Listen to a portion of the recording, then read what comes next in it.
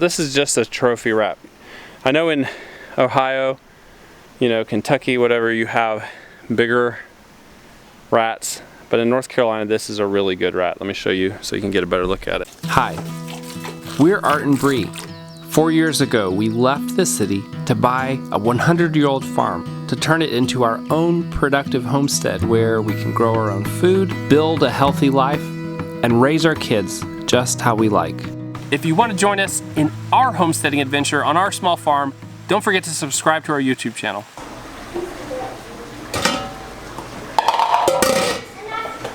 All I gotta say is I have a hard-working kitchen, but it is mighty fine to be in a real kitchen again. I can just get so much done. I have tomato sauce almost ready to can. I've got the canner going. I've got breakfast going. Now we can eat, and then we have chores to do down at the farm. If you're gonna sit there, you should probably sit there. Who wants Big Dutch Baby? Me! I want that piece. Apple butter, blackberry jam, honey, and applesauce. I'm making a mess. My tomato sauce looks great. Yes, I'm happy with the thickness because if we do like spaghetti sauce, I'll add some tomato paste. And if we do pizza sauce, it's just right. And if I use it for chili, I like the consistency. If I use it for dal. How long did it take to cook down your sauce? Like 10 hours. I missed one batch and didn't drain the water out. And it got all, the tomatoes fell apart and I couldn't drain the water out. So the next time I'll make sure and catch it and I won't have so much water to cook down. Juju. Polyhop. Ginger bop. Dancer bop. Hang it. Hang it. Langagoo. It's morning chore time again, and things are mucky down here.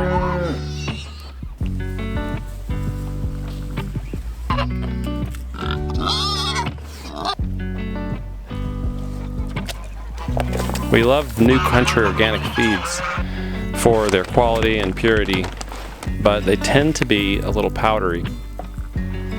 This little hen is out every morning. I keep meaning to bring scissors down from the rental house and clip her wings. So sometimes we throw the chickens some on the ground just for pure entertainment, but I like to feed them in a feed container because all the powder will get lost otherwise. But I keep forgetting, so we put her in every morning. Alice, come on. Come on, Alice.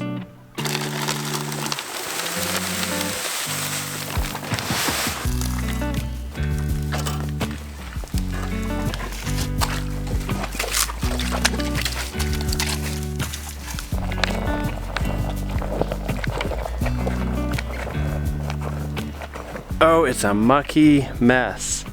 I spent the last probably 45 minutes ditching out some areas above the pig pen. There's actually a spring under this barn to try to divert the water right along the lower side of the barn and into the creek before it runs through the pig area. And then ditching out beside this barn.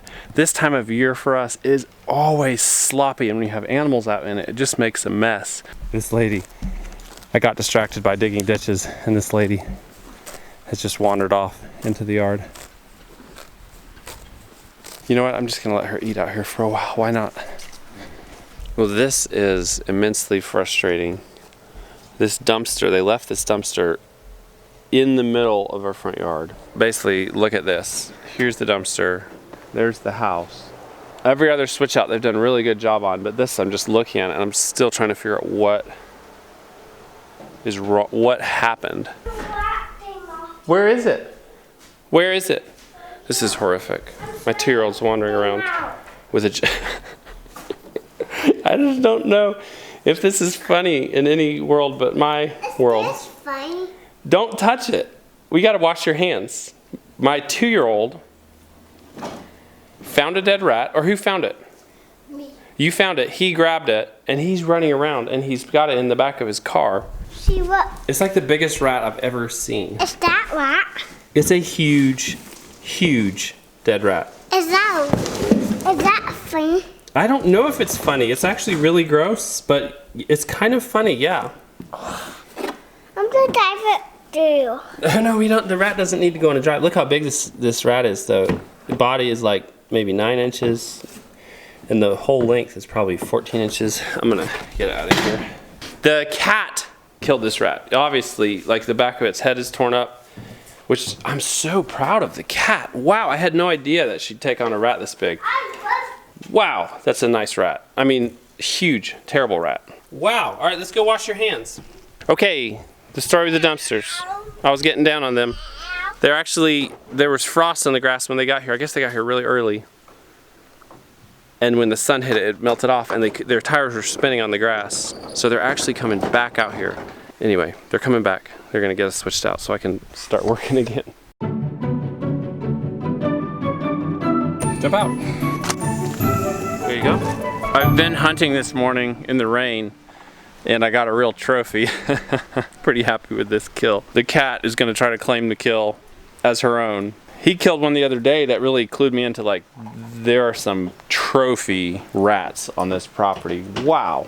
Not as big as these. I saw one a couple months ago, set traps, never caught any. I think my traps might be too small for these rats. And then the cat killed one a few days ago, and I said, hey, you know, I should start carrying a .22 rifle. And then he flushed one out this morning. You just hold right there. Don't go anywhere. I ran to the car and got my .22. Ran back to the barn. I had to hunt all through the barn. I was trying to flush the rat out for the cat, or the cat flushed the rat out for me. Couldn't find him. Finally peeked down in between a piece of metal and a foundation of the barn. Where's my, come on, bring my rat back out here. And I saw the rat, shot the rat, one shot. You guys want to see my big hunting trophy I just got? Yeah. Let me see if I can let the cat give it back to me. The cat thinks he killed it. Give it up. Come on. Oh, no. Come here, let me have my rat back. I killed that, not you. Let me have my rat back. Oh, no. Give me my rat. That's my rat. Give it to me. Give me that rat. Oh, no. Oh. See that big rat I killed? I can't get it. The cat's got it. All right, I finally got that rat away from the cat. I'll give it back in a minute. She deserves it. She is the one who flushed it out for me. Many of you didn't get a chance to get a really good look at this thing. Man, this is just a trophy rat. I know in Ohio, you know, Kentucky, whatever, you have bigger rats, but in North Carolina, this is a really good rat. Let me show you so you can get a better look at it. I'm just pretty happy overall with this rat I took, and one of the biggest actually I've ever taken. Trophy rat. I took the rat with this little .22 Rascal. I wanted to give you a miniature review on a miniature rifle. This is the Savage Rascal .22 long rifle. It is a basically child's model. It's much smaller than a youth model. It has a 16-inch barrel. These run currently about $180 to $200. Well, I got it so my kids could learn how to safely shoot, and they've been having a ball in carefully supervised shooting lessons and getting more and more accurate. I'm just gonna shoot some cans downrange, and then we'll shoot some paper targets. This is just a single shot rifle. That means there's no magazine. I've got some soda cans lined up at 25 yards, and see if I can drop them all. There's 10 of them, see if I can drop them all in 10 shots.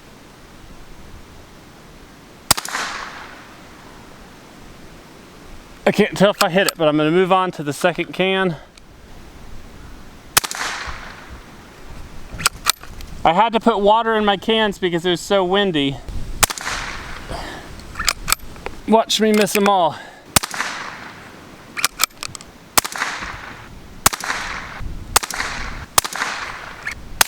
Last one.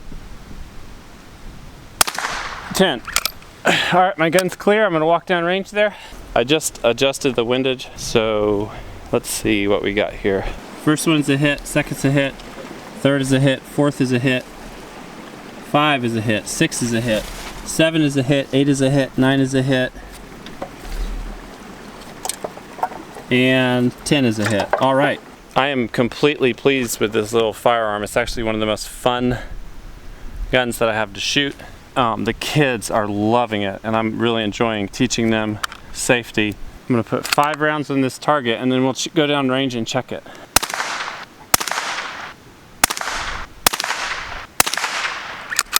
All right, my gun's clear. I'm gonna walk down range here. The thing about purchasing a firearm, if you want to teach your kids, is that having your kids shoot a gun that's way too big isn't really a good practice. Not a great pattern, but. All right, we're low. We're left at 25 yards. And that's about 1.25 inch group, which is terrible, but it's fine. I'm gonna first adjust the elevation. We're gonna loosen that and raise it slightly. And then we're gonna adjust the windage next, which is really easy. You can do that just by hand. We're gonna move it to the right slightly just to correct, because we were shooting slightly to the left.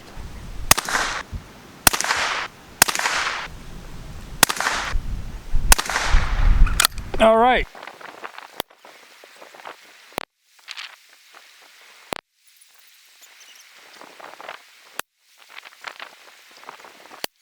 Once again, not that great a group. We're again at about 1.25 inch group. Looks like I adjusted the elevation just about right. I adjusted the windage dramatically too far to the right. One more little test shoot here, and this is in what I call rat range. If you get the pleasure of just poking around in your barn hunting for giant rats. So we're at about 10 yards here.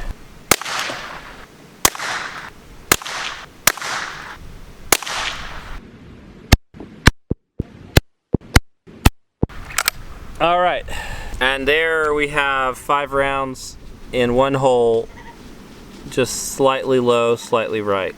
Overall, my view of the Savage Rascal after putting just a few hundred rounds through it is that it's an awesome learner rifle, and it's a lot of fun to shoot. Bree has been slamming through canning tomatoes into tomato sauce. These are all from her summer garden. How's it going? It's going really good. It's going a lot slower than I thought. Mainly yesterday's batch was slow because of all the water, but I did a lot better job today. Leahy was here again helping me today, and we did a lot better job of getting the water out. So this is just about ready. Is that from yesterday? No, this is today. Yesterday's is all canned over here. So I've got 10 done, and then I've got 2 more huge pots of tomatoes cooking down. And I'll get those turned into sauce tonight, and I'll can everything first thing in the morning. So I'll probably have another like 15 jars. And then I don't know how many more tomatoes are down there. No, I think I brought it all up. I think that's it now. Oh, really? Yeah. Oh. So only 25 jars of sauce and all those tomatoes? That makes sense. That's sad. That's a lot of work. We'll Is that a rejoice in relief? our 25. No. We'll rejoice in our 25, but that's really 10. That's really bad. Yeah, I think just about 15 more jars. So, all that to say is we need to grow a lot more tomatoes next year. How many jars of sauce do you think you'd need to do everything you use for tomato sauce for a year if we wanted to do that? 150? 200? I don't know, I haven't done the math. I mean, that's all? That's a lot. Well, no, I gotta sit down and do the math because I'd have to look at salsa, diced tomatoes, and sauce.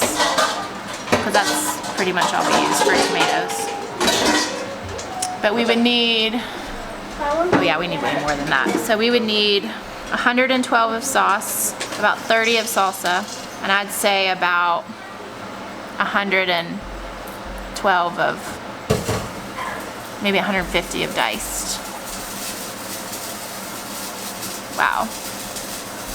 When you think about it like that, you need a lot of tomatoes. Tomatoes take up so much space. On the positive side, if we could can them when the garden was happening, I'm not saying you did it the wrong way. I actually like what you're doing, because now in the cold midwinter, you are actually doing the work now. Imagine this much heat going on when it was like 80 degrees outside. Yeah, I think doing it when they're fresh and ripe is best. But this worked. This was a good system if you can't get it done and if you have the freezer space. However, I didn't keep harvesting when I could have. We grew indeterminates, and I don't think I'll ever grow those again. I like the idea of it all just coming on at once instead of picking a basket every 2 days and dealing with them. I'd rather deal with them all over a short span of time. So I grew Amish paste. I'm gonna grow, I think, San Marzanos next year.